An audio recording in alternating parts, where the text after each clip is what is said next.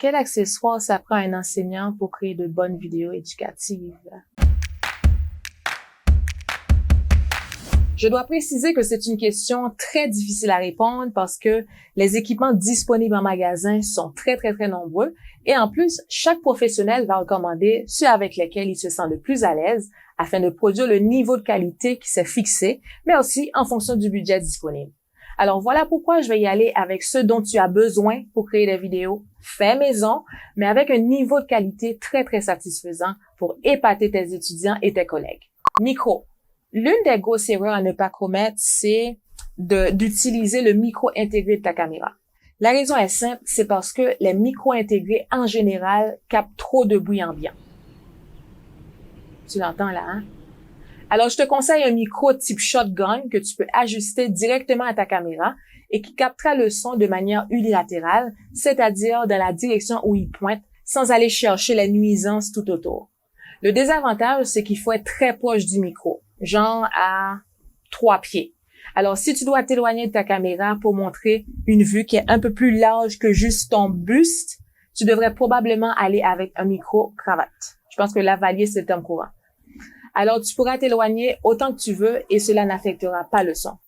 Trépied. Un trépied est utile si tu as l'intention de tourner des vidéos en position fixe. Et si tu ne voyages pas, alors t'es pas obligé d'avoir un trépied en carbone. Certes, plus léger, mais très cher. Alors, quand tu achètes un trépied, pense à la stabilité, à la solidité et à la hauteur du trépied une fois déplié. Une idée comme ça peut arriver que tu aies besoin de flexibilité au niveau de l'articulation de ton trépied afin d'orienter l'angle de la caméra. À ce moment, tu peux toujours faire l'acquisition d'un Flex Tilt Head, mais c'est très facultatif. Lumière. C'est toujours mieux de filmer dans un environnement bien éclairé. On va commencer par le moins cher, la lumière du jour. Quand tu peux la voir, mets-toi en face de la fenêtre. Mais vu que la lumière du jour est disponible seulement une partie de la journée, pour cette raison, je te conseille d'avoir une source de lumière sur laquelle tu peux compter en tout temps. Et là, je peux t'en proposer 2. Un Diva Ring Light, mais attention au reflet dans les yeux. Ou un softbox avec lumière LED. Quand tu utilises la lumière artificielle, t'es mieux de ne pas l'avoir trop près du visage, juste pour éviter que ce soit trop cru. Et si tu utilises 2 sources de lumière artificielle, place-les à 45 degrés afin qu'elles éclairent le sujet de façon égale. Si on entre dans les subtilités artistiques, ce que je viens de dire peut être remis en question et c'est bien correct parce que ce n'est pas l'éclairage artistique qu'on fait pour la vidéo éducative. Écran vert avec trépied.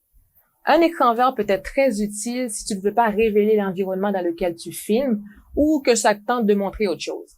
À ce moment, je te conseille un backdrop vert que tu peux ajuster sur un trépied. Sinon, tu peux toujours accoter ton tissu vert ou un carton à un mur et l'attacher avec du ruban adhésif. C'était tout pour les accessoires. Je te propose une liste non exhaustive pour t'aider dans tes choix. Ça se trouve en dessous de la vidéo.